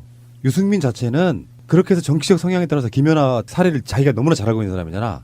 법 발의까지 한 사람이에요. 정치적 성향에 따라서 탈당을 할 수 있고 의원직을 잃지 않는 그 방법을 법으로 발의한 사람들이라고. 안철수가 어느 정도 결심만 해주면은 내보내면 되잖아요. 정말 지저분하다는 것 말고는 딱히 생각나는 표현이 없어요. 이게 바른미래당에서 보면 명백한 해당 행위인데도 불구하고 이렇게 처벌도 못하고 있는 무능한 당이 되고 있는 거잖아요. 자기들 입장에서. 바른미래당의 논리적 모순이 그런 거예요. 국민의당의 비례대표를 찍어줄 때 한참 그 녹색바람 불 때 말이에요. 국민들은 국민의당 정강 정책이나 등등을 보면서 지지해서 비례대표를 찍어준 거잖아요. 근데 안철수라고 하는 사람이 바른당과 합쳐가지고 정치하라고 찍어준 게 아니에요. 그러니까 그 비례대표들의 탄생은 현재 바른미래당의 명분을 가지고 있지 않아요. 이럴 때는 지역구 국회의원들이 당을 만들어 나가는 숫자도 만만치 않지 않습니까? 그래서 그거를 국민의 뭐 뜻을 빌어서 이 합당할 걸 알고 찍어준 사람들은 없어요. 솔직히 말씀드리면. 그렇죠. 누가 이런 사태가 일어날 거라고 생각을 했겠어요. 이 비례대표 의원들은 빨리 출당을 당하는 방법이 있어요. 제가 하나 말씀드리면 설깃. 매일 국회의원회관에서 기자회견을 하는 겁니다. 그리고 내부에서 깊숙이 논의되는 비밀 사항들을 다 까발리면서 비판을 하는 거예요. 매일. 지금 당원권 정지가 돼가지고 어떤 회의에도 참석을 못하고 있어요. 그래도 이렇게 소스가 들어올 거예요. 내부적으로. 그것들을 계속 까발리는 겁니다. 해당 행위를 계속하는 거예요. 매일. 하루에 3명이 돌아가면서. 지금 이상으로 해당 행위를 하는 게 쉬울까요? 지금도 다른 당의 대변인을 하고 다른 당 연구원의 연구원장을 하고 하는데. 그래도 아직은 점잖잖아요. 모습이. 그 점잖은 것을 탈피하자는 거지. 정치인이 그렇게 쉽지는 않고. 자, 알겠고요. 민주평화당이 정의당과의 공동교섭단체 꾸리는 과정에서 대체적으로 보면 국민평화당, 평화당 쪽은 하려고 할 거고 아젠다가 거기서 나왔고 정의당 쪽은 힘들 거야 했거든요. 절차를 거치긴 해야 돼요. 뭐 의원총회를 거치고 당무위원회 같은 걸 거치고 하는 과정이 남아있긴 한데 굉장히 긍정적이더라고요. 이 아젠다는 누군가 잘 잡았어요. 공동교섭단체는 촛불의 뜻이다. 배제되는 정파적 세력이 이렇게 만약에 정의당하고 민주평화당이 들어가게 된다면 원내 교섭단체에 속하지 않은 국회의원들이 거의 없을 정도예요. 이제 몇 명 안 남는 정도거든요. 그래서 그게 공동 교섭단체를 꾸려가지고 최소한 남북 문제 같은 이런 아젠다에는 적극적으로 개혁에 협조해라. 이런 것이 촛불의 뜻이다라는 그 대명제가 딱 걸리니까 정의당 쪽에서도 보니까 하자는 분위기가 압도적인 뭐 그런 모양이더라고요. 예, 저도 정의당 당원분들한테 이렇게 하고 싶은 이야기가 있었어요. 평화당하고 정의당하고 당 색깔이나 당 정치 철학이 비슷하기 때문에 같이 하라는 게 아니고, 그러니까 지금 이런 어떤 그 평화당에서 제안이 왔고 좋은 기회가 있을 때 교섭단체로서 국회 원내에서 정치를 할 때 당이 어떻게 그 어떤 능력을 보유해야 되고 당 조직이 어떻게 정비가 돼야 되는지에 대한 경험이 필요한 거죠. 그러니까 고기도 먹어본 놈이 맛을 안다고. 양고기? 예. 풍무 양꼬치? 풍무 양꼬치 같은 데서 맛있는 걸 먹어봐야지 다른 집 갔을 때 아, 이 집이 맛있구나 맛없구나를 알잖아요. 그러니까 교섭단체 경험이 없는 상태에서는 교섭단체가 돼야겠다는 의지만 가지고는 사실 좀 불안전하거든요. 경험이 없이는. 그런데 교섭단체를 하다가 먹던 밥을 뺏기잖아요. 그러면 이 욕구는 또 차원이 다른 욕구가 되는 거예요. 그래서 정당 차원에서 정의당의 역사적 흐름에서 이런 교섭단체로서 정치 행위를 하는, 그러니까 정의당은 대선 때도 섀도우 캐비닛을 꾸리거든요. 근데 그렇게까지 준비를 하는 정당에서 교섭단체로서 정치행위를 하는 당 차원의 경험을 축적할 필요가 있다는 거죠. 그래서 정의당이 추구하는 그 선거제도 개혁이라든지 문재인 대통령이 지금 진행하고 있는 남북평화 정착이라든지 이런 것들에 대해서는 평화당하고 충분히 연대가 가능하잖아요. 그러면 이제 이때 대승적 차원에서 거악을 물리치기 위한 어떤 도구로서 연대를 한번 생각해 주시는 것도 좋지 않을까 합니다. 그래서 정의당 전국위원회를 통과하면은 4월 달부터 평화당과 정의당, 그래서 평정심을 유지할 수 있지 않을까. 이름 멋있다, 평화당. 민주평화당은요, 시류에 정말 잘 맞죠. 지금 남북관계 관련해가지고. 여기에 숟가락 얹기 참 좋은. 그래서 뭐 개혁에 협조하겠다 그러면 뭐 못 이긴 척. 국민들은 국가의 존재 이유가 무엇이냐고 물었습니다. 어려울 때 국가가 지켜주고 있다는 믿음을 주어야 합니다. 그것이 국가의 존재 이유입니다. 자, 재밌는 이야기 뭐 한 두 가지만 더 할게요. 재밌는 이야기예요. 여러분들 그냥 부담 갖지 말고 들으세요. 이 뒤에 또 나올까 봐 막 걱정스러울 거예요. 대선 결선 투표제 이야기가 이제 나오네요. 그러니까 지금 개헌 중에 대선 결선 투표제가 도입되면 어쩔 것인가 하는 이야기를 방송으로도 여러 번 했고, 대선 결선 투표제가 만들어지면은 굳이 야권 여권 단일할 필요 없어요. 예를 들어서 50대 50의 진보 보수가 나뉘어져 있다면 지금 현재는 야권이 분열돼 있는 거잖아요. 자유한국당도 분열돼 있고 바른미래당도 분열돼 있고, 그 과정 속에 1, 2위가 다시 결선 투표를 하게 된다면 민의 왜곡은 줄어들고요. 이것들이 국회의원 선거나 지방선거 각종 선거들에 도입될 가능성도 있어요. 중요한 선거만큼은. 갖는 장점이 무지하게 많거든. 이 결선 투표 이야기를 하면 꼭 돈 이야기 하는 사람이 있거든요. 투표를 2번 해야 된다는 거잖아요. 그러면 그만큼의 비용이 추가로 들어가기 때문에 예산 낭비다라고 주장하는 사람들이 있는데, 저는 꼭 하고 싶은 이야기가 거기에 소요되는 비용보다 대통령 선거, 국회의원 선거를 통한 그 공정한 결과가 훨씬 더 비교할 수 없을 만큼 중요한 거예요. 국회의원 몇몇 꼴보기 싫은 국회의원 때문에 국회 자체를 없애버리면 그 피해는 다 우리한테 돌아오잖아요. 그러니까 이게 결선 투표 때문에 증가할 예산이 겁나서 결선 투표제가 비효율적이다라고 이야기하면 안 된다는 거죠.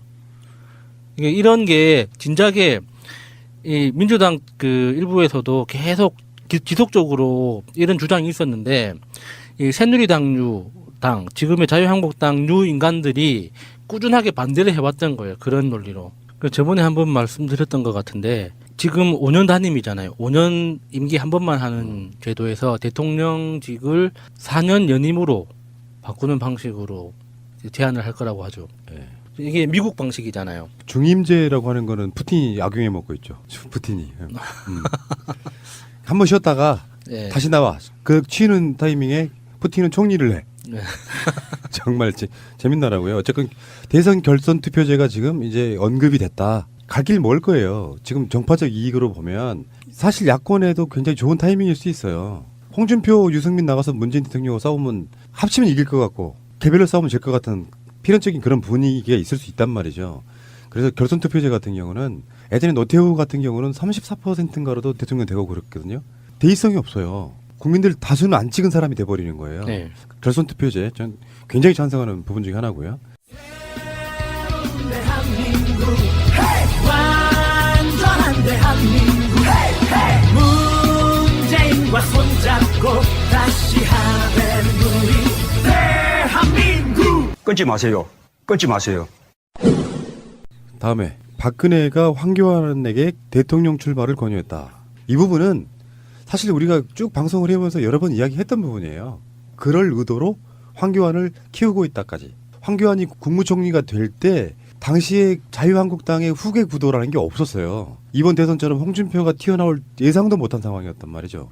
가장 먼저 키우려고 했던 후계자가 최경환 정도인데 그 이후에 친박들 특성이기도 해요. 박근혜라고 하는 추종하는 그 사람 밑에서 이권을 챙기는 사람들이지 대중적으로 대중 친화적인 정치인이 사실상 없는 상태. 그 상태에서 황교안을 저렇게 국무총리 시키는 게 아마 대선을 내보내려고 할 것이다라고 하는 부분이 있었는데 황교안이 정말 영악한 거라고 보거든요. 그래서 국무총리일 때도 황교안이 대선 나간다 안 나간다로 꽤 오랜 시간 동안 갑론을 박을 했었어요. 팟캐스트에서도. 근데 어느 날 황교안이 접었죠. 그러면서 이제 나는 대통령도 없는 상황에서 국정을 마무리해야 되는 역할 뭐 좋은 말 많이 섞었었는데 황교안이라고 하는 사람을 박근혜가 대선자로 이용하려고 했었다 이런 얘기가 나온 거죠. 옆길로 새는 이야기이긴 하지만 황교안 하면 제일 궁금한 게 그 헤어스타일의 비밀이죠. 이게 어떻게 좀 국정원 차원에서 조사를 해서 좀 알려줬으면 좋겠어요. 너무 궁금해. 탈모인으로서. 네. 이 박근혜가 황교안에게 대통령 출마를 권유했다는 날인 이정미 헌법재판소장이 파면 결정을 한 그날이었어요. 헌법재판소 주문이 발표가 된 그날. 그리고 아직 헌법재판소의 파면문이 청와대에 배달이 아직 안 된 시간. 무슨 말씀인지 아세요? 이때까지 박근혜는 대통령이었어요. 직무는 정지됐지만. 그러니까 그런데도 불구하고 선고문이 당사자한테 전달되면 그 직무가 정지된다고 그때 전달되면 파면되는 거죠. 예, 예. 근데 지금까지는 파면은 아니고 직무만 정지돼 있는 대통령이었다고요. 대한민국의 공식적인. 그러니까 법 효력이 그렇게 그 발생한다고 그때 설명을 들었어요. 그런데 네. 대통령인 자가 국무총리 보고 대통령 선거에 나가세요. 이거 하나만 갖고도 탄핵감이에요. 근데 이 사람들이 얼마만큼 모르고 있었는지, 이 헌법 위반, 법 위반이 얼마나 심각한 상황인지 아예 모르고 있었다는 거예요. 너무 심각한 거지. 박근혜가 직접적으로 정치 개입했다. 그렇죠. 예, 정치 예, 개입한 거죠. 이거는 탄핵당이거든요. 이거 하나만 갖고. 이미 탄핵당한 마당에 못할 게 뭐가 있겠어요. 그만큼 모르다는 막판에. 거죠. 무지하다는 거예요. 저는 이렇게 봅니다. 그들의 어떤 시대적 오독 같은 거 있잖아요. 국무총리 정도를 하게 되면 누가 봐도 국무총리 출신들이 대선 주자로 거론되는 경우는 꽤 많잖아요. 시대에 대한 오독이 뭐냐. 실제로 국민 여론은 대선을 해보면 다를 거야. 지금도 그러는 게 홍준표가 그런 식이잖아요. 정신승리 하잖아. 아, 여론조사 결과를 보고 네, 이건 뭐 네. 갤럽이 어쩌고저쩌고 이야기 하잖아요. 근데 박근혜 입장에서는 자기를 구해줄 수 있는 현실적으로 가장 유력한 후보라고 본 거라고 생각해요. 근데 그때도 이제 그런 이야기 많이 했었죠. 현직 국무총리가 이제 대통령도 탄핵된 마당에 출마를 해? 이런 식으로 했었는데 황교안도 엄청 나가고 싶은 만 반. 그 리스크를 내가 다 져야 되니까 또 내가 개 털리는 거 반 이렇게 해서 50대 50을 넣고 왜 그 이희재가 나왔던 옛날에 그 코미디 프로에 그래 결심해서를 한쪽으로 한 거예요. 안 나가 이쪽으로. 뭐 다급한 부분도 있었겠지만 현직에서 국무총리를 지낸 사람이 갖는 그 이미지, 보수적인 느낌, 뭔가 되게 점잖은 목소리 이런 것들만 갖고 대선 때 이용해 먹을 사람이 없으니 정말로 부도덕하게도 현직 국무총리를 대통령 나가라고 권하고 있는 그 명중인 말씀의 그 어떤 그런 식의 멘탈들 웃기는데 그때 우리가 했던 이야기가 사실로 드러나니까 한 번 더 언급해 드리는 거고 별 의미는 별로 없는 그런 뉴스라고 보시면 될 것 같습니다. 근데 너무 정보력도 딸리는 게 무슨 청와대 정무수석실에서 5대3으로 될 거라고 예상을 했다고 하잖아요. 사실은 전원일치였죠. 예. 그러니까 더 당황하고 그렇지. 예를 들어서 더 빨리 만약에 사실대로 알렸으면 저는 이게 임기응변식으로 박근혜가 난리칠 거를 대비해서 그냥 이렇게 던져주지 않았나라는 생각까지 들거든요. 아 그렇게 하긴 못하죠. 왜냐하면은 지푸라기라도 잡아야 되는 사람 입장에선 밑에 있는 참모들 입장에서는 안 되는 쪽은 생각할 수가 없어요. 왜냐면 자기들도 같이 날아가지. 어떻게 참모들이 객관적 입장이 돼요. 박근혜가 날아가는 순간 다 같이 날아가는데 그러니까 혹시라도 우리가 이길 가능성은 없네를 찾게 되는 부분이라서 그렇게 의사가 전달될 수밖에 없고 그 5대3은 어떤 식이냐면 내가 임명했다예요. 내가 임명한 사람들이기 때문에 나에 대해서 우호적으로 할 거다 그런 식이 건데 이미 그때는 객관성을 잃어버렸을 때. 그렇죠. 그러니까 여론이라는 게 헌법 재판관들의 입장에서 전원일치로 결론을 낸 이유가 그중에 반대하는 사람 분명히 있었을 거란 말입니다. 근데 한 사람이 받는 리스크가 너무 커요. 왜 이번에 이재용 같은 경우도 대법원 올라가면 전원 합의체로 하자는 이유가 같은 맥락이거든요. 한 사람이 독박 안 쓰겠다라는 관점인데 5대3인데 누가 반대했냐는 혹시나 비밀로도 다 나옵니다. 다 나오죠. 그렇기 때문에 이 부분은 만약에 반대하는 사람이 소수 의견으로 뭐 이렇게 야수 명령이 있었다고 하면 이 사람들 보호하는 차원에서 저는 전원을 일치로 이렇게 전원을 일치로 낼 것인지 개개의 의견을 낼 것인지를 그걸 합의하는 거예요. 이 결과를 박근혜 파면시킨 결과를 전원을 일치로 하자고 할까? 아니면 소수 의견을 공표할까? 서로 합의를 본 거라고요. 그런 결과물이라고 보시면 돼요. 이게 지금 우리 김부겸 장관은 행정안전부 장관이잖아요.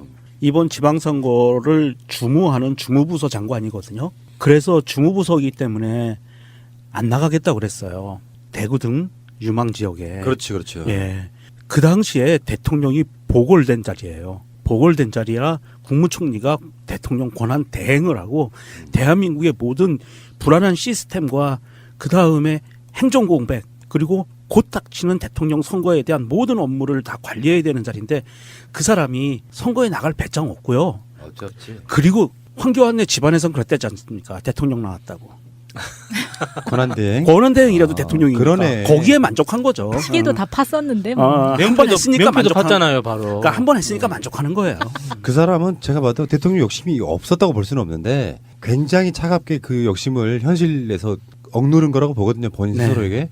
셀프 포기한 거라고 보는데 본인의 그릇을 안 거죠. 기도했겠죠. 응답을 받아서 아니, 보겠을 거예요. 골치 아플 거라 생각한 것 같아요.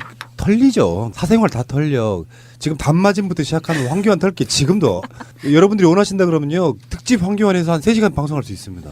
황교안이 그 당시에 후보로 나왔으면 지금 이명박 이전에 아마 구속 수사를 받았을 거예요. 그러니까 그렇지. 지금 이명박이나 박근혜 같은 워낙 거물들이 수사를 받아서 지금 잠잠하게. 사정권에서 좀 벗어나 있는 예. 거죠. 엄청나게 많은 생각해보니까 이명박 다음은 황교안 되지 않을까요? 그럴 수 있습니다. 시간 문제죠. 그래서 지금 서울시장 후보로 거론시키면서 정치 탄압으로 몰고 가려고 하는 음모가 있는 게 아닐까? 아, 설마. 국민 여러분, 이런 목소리였나? 아무튼 황교안 목소리만큼은 참 알겠습니다. 정치란 참 재밌는 것인 것 같고요. 여러분들 기운 차립시다. 이번 주에는 이명박이 드디어 10년의 기다림 끝에 포토라인에 섭니다. 10년이요, 10년. 이걸 우리는 와신상담이라고 합니다. 쓸개를 씹어 먹으면서 그날을 기다려왔습니다. 기대하십시오. 다음 이분들 나오는 방송은 이명박 출석 후에 나옵니다. 공동 교섭단체를 적극 추진하기로 뜻을 모은 정의당. 그동안 원내 유일한 진보 야당의 가치를 내세우며 활발하게 활동했지만 의원 수가 6명에 불과해 번번이 소수 정당의 한계를 절감했던 경험이 결정적으로 작용한 것으로 풀이됩니다. 오는 17일 전국위원회에서 승인을 받아 의원 20명의 요건을 갖춘 교섭단체를 꾸린다면 국회 상임위원회와 특별위원회 등에서 간사를 맡아 입법과 예산안 등 각종 국회 의사결정 논의에 실질적으로 참여할 수 있게 됩니다. 다시 촛불 광장에 서는 심정으로 내린 결단입니다. 향후 결정 과정에서 당원 여러분들이 정의당 의원단의 고뇌 어린 진심을 이해해 주리라 믿습니다. 먼저 공동교섭단체 구성을 제안했던 민주평화당은 환영의 뜻을 밝혔습니다. 환영합니다. 앞으로 그 당의 내부 의사결정 절차가 있습니다. 좋은 결과가 있기를 기대합니다.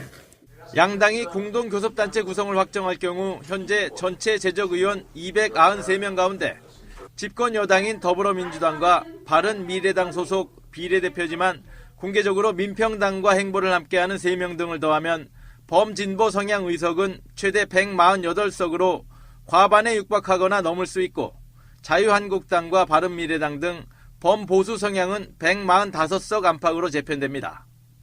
이와 함께 20대 국회 하반기 원구성 협상에서도 상임위원장 배정 등 적지 않은 영향력을 행사할 수 있을 것으로 보입니다. 권력구조 개편의 핵심인 정부 형태는 대통령제를 유지하되 5년 단임에서 4년 연임으로 가닥이 잡혔습니다. 국민의 선택을 한 번 더 받으면 대통령 임기가 8년이 되는 겁니다. 중임제는 연속이든 몇 번의 임기를 건너뛰든 대통령직을 2번 할 수 있지만 연임제는 바로 이은 재선에 실패하면 다시 출마하지 못합니다. 재선 실패는 4년 임기에 대한 국민적 심판의 의미가 있는 만큼 재출마 기회를 주지 않겠다는 취지라고 특위 관계자는 설명했습니다. 개헌안이 통과된다 해도 개헌을 통한 임기 연장을 금지한 현행헌법에 따라 문 대통령은 재선 도전에 나설 수 없습니다. 관습헌법에 의한 위헌 결정으로 무산됐던 행정수도 지정의 길도 열릴 전망입니다. 헌법에 수도 조항을 넣기로 했습니다. 대신 수도의 명칭까지 헌법에 직접 명기하지 않고 법률로 정하도록 위임하는 방식입니다. 헌법 전문도 바뀝니다. 1979년 부마항쟁과 이듬해 5.18 광주민주화운동 그리고 87년 6월항쟁까지 전문에 담길 가능성이 큰데 다만 촛불혁명은 최근 일로 역사적 평가가 필요하다는 점을 고려해 빼기로 했습니다. 또 기본권 조항 일부는 주체를 국민에서 사람으로 확대 적용할 방침입니다. 문재인 대통령은 내일 특위의 개헌안을 보고받은 뒤 오는 20일까지 국회 발의 여부를 결정할 방침입니다. 방송 중간에 좋아요를 눌러주시면 새날팀들에게 큰 힘이 됩니다. 미리 감사합니다. 트위터가 진짜 언론입니다. 자, 우리 현진 씨. 성이 무슨 현진일까요? 내 사촌 동생도 이름이 현진인데. 째라베. 배현진이 이제 뭐 이를테면 그런 거지. 자기 자신의 당위성을 위해서 내가 MBC에서 이쪽에 탄압받았다 이거 아니야. 해수로 8년 동안이나 메인 뉴스에 앵커를 하던 이분께서 나는 조명창고에서 부당 대우 받았다. 이게 이제 잘못된 프레임인데 그 말을 믿고 싶은 사람들은 믿겠지만 사실 이명박근혜 기간 동안 언론 탄압에 있어서 가장 많이 봐왔던 게 그런 것들이잖아요. 아이스링크 관리자 이런 식으로. 근데 배현진이 그런 식으로 해서 자기가 MBC를 나와서 자유한국당 들어간 것을 그러니까 면피해 보려고 명분으로 만들었지만 그건 바로 진짜 1초 만에 바로 거기에 대한 반론이 나온 거죠. 이게 탄압을 받아본 사람은 어떻게 한국당 같은 곳에 갈 수 있다는 것 자체가 말이 안 되는 거죠. 탄압을 받아봤다면 그 탄압을 한 주체가 있을 테고 자기가 안녕하세요. 인천에 살고 있는 열혈 청취자입니다. 제 정체성은 보수도 진보도 아닌 행동하기 위해 노력하는 시민입니다. 글로 쓰면 너무 길어질 테지만 간략하게 써보자면 답지도 않은 자칭 보수라는 무리들의 반대쪽에 있다 보니 스스로 진보라고 생각하고 살아왔습니다. 하지만 진보라 자청하는 게 그들을 보수로 인정한다는 논리가 되는 것이 너무 싫었습니다. 내가 인정하지 않더라도 보수라는 이념 속에 좋은 개념도 많다고 생각하기 때문입니다. 전 옳은 것이 좋습니다. 옳고 정의로운 것이면 무조건적인 개혁보다 보전하고 가꿔나가야 한다고 생각합니다. 제 이념적 정체성은 무엇인가요? 보수는 어떤 것인가요? 옛날 유럽의 혁명 시절 귀족들이 재산이나 기득권을 지키기 위해 시작되었다는 보수. 보통 우리나라에서 통용되는 신사적이며 국가를 우선시하고 자유시장 경제를 주창하는 그런 것이 보수라면 우리나라엔 진보가 보수일 테고 자칭 보수라는 무리들은 무엇인가요? 저들이 도대체 왜 저런 작태를 보이는지 가끔 이해하기 힘듭니다. 기득권을 지키기 위해 친일 행적이나 어느 유착 등을 숨기고 물타기 하기 위한 것 같기는 한데 말도 안 되는 논리와 사례, 비교도 안 되는 사례들로 물타기하는 방송 패널들과 정치인들을 보면 가끔은 어떤 약물 같은 걸로 뇌를 사로잡혀 창란 속에 살고 있는 건 아닐까 생각합니다. 저는 80년생이고 초등학교 시절 5.18을 아버지가 가져오셨던 비디오 테이프로 배웠습니다. 알고 계시지겠지만 적나라하며 잔인한 폭압 장면도 편집 없는 그런 테이프였죠. 그런데 그냥 그때뿐 미안함, 연민, 두려움 정도만 느낀 채 성인이 되고 평범하게 살고 있었습니다. 인터넷 방송 초창기 때 사회초년생이던 저는 퇴근하면 새벽까지 FPS 게임을 즐겼습니다. 어느 날 제가 하던 게임을 개인 방송하던 채널을 보기 위해 방송 사이트에 접속했는데 다른 실시간 방송 제목에 집회 현장 강제 진압 시작 이런 식의 방이 보였습니다. 무심코 들어갔는데 귀청이 찢어질 듯한 여대생으로 보이는 여성분의 비명소리가 가슴을 후벼 팠습니다. FPS 사운드 플레이를 위해 헤드셋을 착용하고 볼륨을 거의 최대로 해놨기에 더 그랬는지 모르겠지만 그때 그 일이 저에겐 트라우마로 남아있는 것 같습니다. 요즘도 어디선가 비명소리 비슷한 것만 들으면 심장이 아플 정도로 온몸이 떨려옵니다. 여학생의 비명, 뒤로 보이는 군홧발, 전경버스 아래로 숨어 들어가는 여학생, 여기저기 뒤엉킨 시위대, 연출되었거나 과거 독재 시절 영상인 줄 알았습니다. BJ가 시시때때로 전하는 시간 멘트, 현실이라는 걸 깨닫는 순간 가슴이 떨려 미칠 것 같았고 저 아래에서 뭔가 뜨거운 것이 올라오는 게 느껴졌습니다. 바로 다음 날부터 예비군복을 입고 적어도 스스로를 방어하기 힘든 여성 등의 약자들이 다치거나 강제 연행되는 걸 막기 위해 인천에서 서울 각지로 밤 출근을 했습니다. 새벽까지 현장에 있다가 해산 후 출근도 여러 번. 그 당시에 방송 매체들이 빠지는 새벽녘에 강제 진압이 시작되었었죠. MB 정권 초창기 소고기 집회였습니다. 국민은 그저 먹거리 때문에 주변 사랑하는 사람들의 미래 건강을 걱정하는 그랬던 시위. 쇠고기 집회 얘기로만 한참 해야 하니까 각설하겠습니다. 그것이 시작이었고 그 후 어느 날엔 뉴라이트 실체를 까발리는 찌라시를 의경들을 피해 지하철 화장실 등에 뿌리고 있었고 미건스 카페에 가입하고 각종 팟캐스트를 주변에 소개하고 다니던 거래처나 식당, 친척이나 친구 집에 뉴스 채널과 신문 잡지들을 바꾸도록 부딪히고 설득하고 이해시키며 김대중 선생님께서 세상에 각인하고 가신 행동하는 양심을 실천하기 위해 열심히 살아가고 있고 살아갈 것이며 살아가도록 아이들에게 교육하는 시민입니다. 그저 간단히 정리되어 있는 정치적 이슈를 다루긴 했지만 현실 정치를 직접 몸으로 부딪힌 적이 없단 말이죠. 그래서 자기는 잠깐만요. 그런 적이 왜 없어요? 방송 국내 정치는 최고로 해요. 그런 정치만 해도 가능하겠다라는 자기 머릿속에 그 시뮬레이션만 가지고 가능하겠구나 싶어서 자유한국당을 선택했단 말이죠. 그렇지. 그런데 자유한국당 안에서 어떤 꼴을 당하는지 이제 겪어볼 겁니다. 실제로. 포스트 유여해 이게 실제로 이 배현진이 어디 출마를 하더라도 당선 가능성은 크지 않아요. 득표를 해봤자 2순위 정도 될 겁니다. 그러면 선거운동이 진행되는 동안 그 지저분한 그 전투 같은 그 현실 상황들 그 안에서 자기가 겪어내야 되는 것들을 통해서 1차적으로 당황을 할 테고 그리고 그 다음 2차적으로 당황하는 거는 낙선한 이후에 얼마만큼 외면받고 버려지는지 당내에서 예, 철저하게 배제되는지를 진짜 자기가 대학교 졸업한 이후로 사회생활하면서 처음 겪는 일일 거예요. 아마도 예. 그래서 저는 인간적으로 사람은 누구나 이렇게 총량이 똑같다고 생각하거든요. 행복의 총량과 불행의 총량이 똑같다고 생각해요. 그게 언제 어느 때 어떤 형식으로 다가오는지만 다른 거지. 배현진 씨한테 그동안 행복의 양이 너무 극단적으로 컸던 거지. 맞아요. 그래서 이게 그 자유한국당이라는 굉장히 좋은 그 교훈의 밭을 만난 거예요. 그래서 이제 그 똥밭에서 구르다 보면 아, 똥냄새가 이런 거구나. 질감이 이렇구나. 여러 가지 똥의 교훈을 질감? 얻게 될 겁니다. 똥의 질감 한마디로 말할 수 있는데 그 똥은 먹어봐야 하니? 똥의 질감 물컹. 이 배현진 씨는 지금 자기가 조명창고에 근무했었다는 이런 덜 떨어지는 얘기를 할 게 아니고 본인이 사표를 내고 하루 만에 자유한국당으로 쪼로로 쫓아가서 입당하고 이런 과정에 대해서 설명을 해야 돼요. 왜냐하면 자유한국당이 과거에 보면 최문순 사장이 MBC에서 사표를 내고 한참 있다가 민주당에 들어가고 그리고 강원도지사가 됐잖아요. 그것도 굉장히 신랄하게 비판을 했고요. 지금 김의겸 대변인이 한겨레 신문에서 퇴사를 하고 몇 개월 있다가 청와대에 들어간 것도 극렬하게 비판을 했어요. 그랬던 자유한국당에 MBC에서 그래도 아나운서로 얼굴 간판으로 뉴스에 얼굴 마담으로 있다가 튀어나와서 하루 만에 입당하는 거에 대해서 분명히 배현진도 그렇고 자유한국당도 그렇고 해명을 해야 돼요. 그렇지 않으면 정말 이 사람들은 앞으로도 계속 이런 내로남불에 대한 것이 몸에 배어서 계속 헛소리를 하고 헛발질을 할 확률이 높아져요. 홍준표가 안 한다고 하면 정말 밑에 그 정신 똑바로 박힌 사람이 단 한 명이라도 있으면 당원이라도 이것에 대해서 해명하라고 요구를 해야 돼요.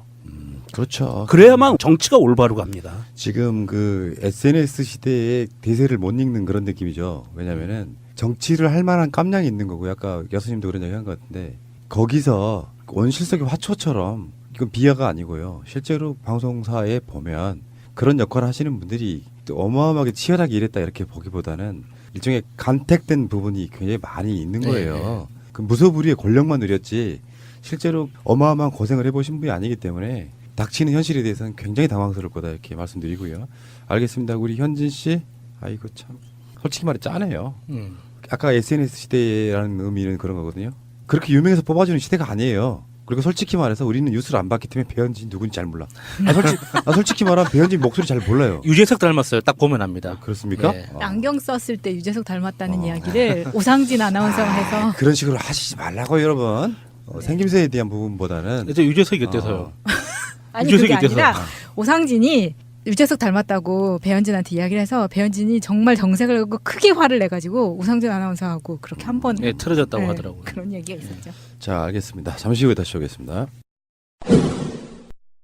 자, 정봉주 의원 프레시안 보도 관련한 사건 이름 붙이기가 좀 그렇습니다. 예를 들어서 지금은 언론 프레임에 정봉주의 탄압의 피해자라면 그 피해자를 구제해 줄 수 있는 피해자를 보듬어 줄 수 있는 곳을 찾아야지 왜 다시 그 가해자의 역할이 드글드글한 다시 피해자가 될 수밖에 없는 곳으로 제 발로 기어 들어가는 게 참 이 사람도 똑똑한지 못하구나 그런 생각이 들더라고요. 이게 지금 정권이 바뀌기 전에 MBC에서 우리가 알던 PD들이 다 이렇게 탄압받고 네. 뭐 브런치 만들고 막 이랬던 것에 대해서 비난을 받은 적이 있기 때문에 자기도 정권이 바뀌니까 나도 똑같이 당했다. 그걸 이야기하고 싶었던 거잖아요. 야, 그러면은 좀 오래 좀 버티든지 몇 달 정도 좀 버티고 나서 나 도저히 못 참겠다 하고 나오든지 이게 얼마나 됐다고. 배현진 씨는 MBC 소속의 노트북 먼저 반납하시기 바랍니다. 제도로서의 민주주의가 흔들리고 구타는 일은 이제 없습니다. 민주주의가 밥이고 밥이 민주주의가 되어야 합니다. 이렇게 보시면 될 것 같아요. 직책과 현재 임무의 사이 뭐 이런 거 또는 계급과 임무의 사이 이런 건데 간단히 말하면은 보도국이라고 하는 어떤 공간이 있어요. 근데 어떤 사람은 아나운서 역할을 하고 어떤 사람은 방송 만드는 PD 역할도 하고 어떤 사람은 기자 역할을 할 거 아니에요. 뉴스가 나가는데 오랜 시간 동안 앵커만 하던 사람은 사실은 거기에 거의 여왕처럼 굴었잖아요. 선배가 이야기해도 뭐 쓰던 말을 내가 쓰던 말도 당신이 뭔 상관이야 이런 정도의 권력을 부리던 자가 흔히 말해서 보직 지금 당장 해야 될 일이 없는 상태에서 보직을 내지 않고 당분간 이 사람을 어디로 보낼지 유예하는 기간이 있습니다. 그 사람들이 모이는 사무실, 조명 창고도 사실 아니고 그 사무실 내에서 이제 출근을 하되 월급은 주고 그 월급을 받는 상태에서 특별히 할 일이 없으니 이걸 어디 지방으로 발령 낼 것인지 어디로 낼 것인지 자회사는 많으니까 그런 것들이 결정이 안 난 상태에서 자기는 조명창고에서 사무실에 앉아있는 탄압을 받다 이렇게 면벽 하는 거예요. 수용했다 뭐 이런 식이겠죠. 정확한 사무실 명칭은 보도본부 사무실이 맞고요. 복도에 조명기기가 약간 적체돼 있었다고. 네, 그럴 뿐이죠. 사실 그 사무실이 MBC에서는 프로젝트 사무실 같이 쓰였던 사무실이에요. 그래서 어떤 돌발적인 프로젝트가 벌어졌을 때 이번 동계올림픽 이런 식으로 그 프로젝트 팀을 그쪽 사무실에 배치하기도 하고 했었던 전력이 있었던 사무실이고요. 실제 조명 사무실은 녹화하는 방송하는 그 공연장이 있잖아요. 그 옆에 조그맣게 붙어 있는 곳이 조명 창고래요. 그래서 지금 팩트가 어긋났고요. 한학수 PD가 그렇게도 얘기했고 박건식이라는 분도 지금 MBC에 근무했었던 분이 이분이 얘기하는 것도 보면 조명 창고에 대해서 굉장히 장문의 글을 썼어요. 오도하지 마라. 그러니까. 네. 그러니까 그렇게 해서 실제로 방송 만들었던 PD를 아이스링크 관리하게 만들었던 그 세력들을 같이 공범으로서 이를테면 인간의 보통적인 상식에도 벗어나는 이야기를 한 거잖아요. 뭐 이렇게 이것도 진영 논리가 될 수 있겠지만 지들은 그보다 더 훨씬 심한 일을 했으면서 당장 보직이 없는 사람을 어떤 의미에서 보면 잠깐 쉴 수도 있는 거거든요. 오랜 시간 동안 했으면. 그래서 어떻게든지 발령을 냈을 거예요. 왜냐하면 그거를 발령 내지 않고 계속 일을 안 시켰다면 직무유기가 될 수 있단 말이에요. 경영진에. 그 부분은 그 사람한테 어떤 보직이 맞는가를 새롭게 정하는 과정을 못 견디고 나는 탄압을 받아왔다 이렇게. 그게 한 수년쯤 된다면 모를까. 그러니까 저는 배현진 씨가 자유한국당으로 갈 수 있다라는 그 주말에 기사가 딱 떴을 때 제일 먼저 들었던 생각이 꼭 갔으면 좋겠다 생각했거든요. 그리고 출마했으면 좋겠다고 생각했어요. 이게 배현진 씨는 지금 현실을 모르고 진짜 이게 고등학교 막 졸업한 어린아이처럼 굴고 있는 거거든요. 고등학생 못 오라고 그래요. 아니 이게 정말 고등학생들은 교과서나 책을 통해서 세상이 이렇게 생겼다는 거는 알고는 있지만 경험을 안 해봤잖아요. 그래서 그 이후에 이제 성인이라는 이름으로 여러 가지를 경험하면서 비교를 한단 말이에요. 현실 세계가 이렇구나. 근데 배현진 씨는 그 사회생활을 시작한 것 자체가 아나운서로 시작했단 말이죠. 그러니까 데스크에 앉아서 정제되어 있는 그런 소식들만 읊조린 것 뿐이지 현실 세계하고 부딪힌 적이 없어요. 그러니까 정치에 대해서도 자기는 딱 원고를 소개하려고 했는데 많이 길어졌습니다. 써놓고 나니 왠지 후련한 기분은 왜인지요. 왜 웃음이 나는지 후회 없이 살아왔고 최근을 보자면 역시나 내 양심이 틀리지 않았다는 긍지 그런 게 느껴지네요. 문재인 대통령님 너무 고맙고 사랑합니다. 노무현 대통령님 너무 보고 싶습니다.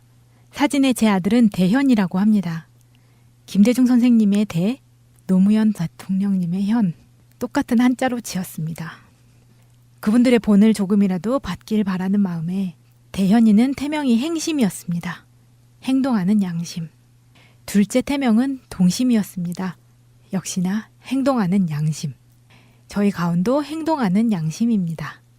오늘 문수산성 등산하고 오는 길에 연지연곰탕을 먹고 애들이 너무 잘 먹어서 5개 포장까지 해왔어요. 고기는 촉촉하고 부드럽습니다. 국물은 가마솥에 오랜 시간 끓여서 그런지 조미료 없이도 최고의 감미로운 맛이 느껴졌습니다. 친절하신 사모님이 세월호 리본 액세서리도 주시고 서비스로 맛있는 두부과자도 주셨어요. 멋있는 사장님께 또 오겠다고 약속과 함께 인사드리고 다음 목적지로 출발하였습니다. 오래전부터 가보고자 했던 연지연 곰탕집에 다녀온 후기를 핑계삼아 제 소개와 의문점, 응원을 담아 적었습니다. 저도 의미 있는 인생을 살아온 것이 맞다고 한마디 해주시면 고마울 것 같아요. 나름 짧게 쓰려고 했는데 두서없는 글 읽어주셔서 감사합니다. 하트를 먹고 사는 새날 식구들 사랑합니다. 깨어있는 민주시민 화이팅! 그리고 항상 고마운 아버지에게 한마디. 팟빵은 제가 아버지께 소개해드렸는데 새날은 아버지께서 저에게 소개해 주셨습니다. 김영만 씨, 항상 운전 조심하시고 건강하고 즐겁게 오래오래 사세요. 아버님 성함이 김영만 씨가 오죠? 그런 것 같아요. 네. 아이고. 이분 사연 너무 멋지죠? 감동적이에요. 아까 울컥했죠, 저. 이분이 그 유명한 소고기 집회 예비군이셨군요. 그 유명한. 아이고. 진짜 멋있네요. 그러니까 그렇게 사시는 분들이 우리들처럼 방송으로 이름 대놓고 하시는 분들보다 훨씬 많은 거죠. 네. 그래서 그게 역사를 끌어오는 원동력이랄까요? 이런 게 되는 것 같고 저도 이 메일 보고 감동을 받아서 행심이 동심이 정말 이름 정말 대연이 정말 감동적이고요. 감사드리고 많은 분들이 어떤 공감을 하셨을 메일이라고 생각합니다. 방송 시작하겠습니다. 꼭 알아야 할 어제의 뉴스. 정봉주 전 의원은 자신의 성추행 의혹을 처음 보도한 인터넷 매체 프레시안을 강하게 몰아세웠습니다. 전 국민과 언론을 속개한 기획된 대국민 사기극입니다. 기사에 나오는 사건 날짜와 장소에 대한 표현이 오락가락한다는 겁니다.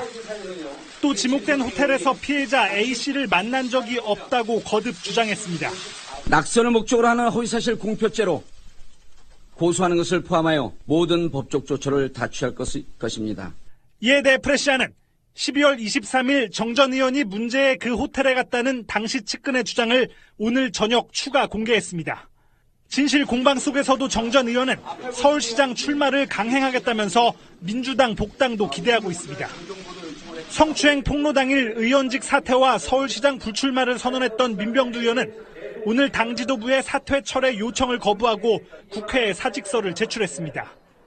반면 불륜설에 휩싸인 박수현 충남지사 예비후보는 선거운동을 재개했습니다. 미투 운동과 개인사를 가공한 흑색 선전은 분명히 다릅니다. 오늘부터 잠정 중단했던 선거운동을 재개합니다. 민주당은 박 예비후보에게 자진 사퇴를 권고하는 쪽으로 의견을 모아가고 있지만 본인이 받아들일지는 미지수입니다. 당내 일부 반발의 목소리에도 불구하고 의원총회에서 민주평화당과의